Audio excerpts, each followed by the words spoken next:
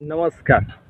आता सौर ऊर्जामध्ये मागे त्याला सौर कृषी पंप याच्यासाठी शेतकरी अर्ज करतात आणि त्या अर्जाच्या नंतर अर्ज मंजुरीनंतर ते कंपनीचे किंवा महावितरणचे अधिकारी येतात आणि सर्व्हेसाठी येण्यासाठी किंवा शेतामध्ये आल्यानंतर सर्व्हेसाठी पैसे मागतात किंवा कंपनीचे लोक पैसे मागतात की पैसे द्या नाही तर तुमचं काम होणार नाही. काही शेतकरी पैसे देतात आणि काही वरिष्ठांकडे तक्रार नोंदवतात. पण जेव्हा आपल्या इथे तालुकास्तरीय महावितरणच्या कार्यालयामध्ये नोंद करतो आपण तक्रारीची, पण त्याच्यावरती कोणतीही अंमलबजावणी होत नाही किंवा कोणतीही तिथं करत नाही. मग त्यांची मिलीभगत म्हणा किंवा ते स्वतः त्याच्यामध्ये पैसे खात असतात. एवढा आपण विचार केला पाहिजे की हे जेव्हा सोलार आपण हे करतो तेव्हा सगळे पैसे भरतो आणि त्याच्यामध्ये जो आपल्याला शेतकरी हिस्सा आहे तो आपण भरतो आणि बाकीचा जो पैसा आहे तो शासन देतं.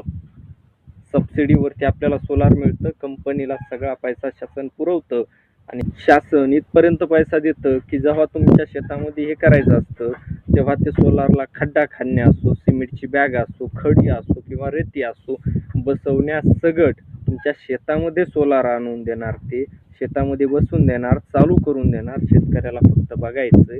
पण इथं तसं चालत नाही. आपण घरी आणतो, उतरवतो, कधी कधी स्वतः शेतकरी स्वतःचं भाडं देतात आणि त्याच्यानंतर भाडं देऊन आपल्या घरी आणतात आणि शेतामध्ये स्वतः खड्डा खाणतात, सिमेंट आणतात, वाळू आणतात, खडी आणतात आणि स्वतः त्याला बसू लागतात. ते फक्त गबाळ्यावानी येतात आणि फुकट पैसे खातात. ही सगळी लाचखोरी थांबली पाहिजे. सगळ्यात पहिले तर महावितरणच्या अधिकाऱ्यांची अँटी करप्शन ब्युरोकडे तक्रार तुम्ही करू शकता 1064 या नंबरवरती कॉल करून 1064 आणि दुसऱ्या प्रकारे ऑनलाईन पद्धतीने खाली दिलेल्या साईटवरती जाऊन त्यांची तक्रार करू शकता. दुसरं सीएमच्या कार्यालयाला सुद्धा तुम्ही ईमेल करू शकता. खाली तुम्हाला ईमेल दिलेला आहे त्याच्यावरती तुम्ही तुमची तक्रार सांगा. तुमचं 10 ते 21 दिवसामध्ये त्यांचा रिप्लाय येईल आणि तक्रारीचं निवारण होईल.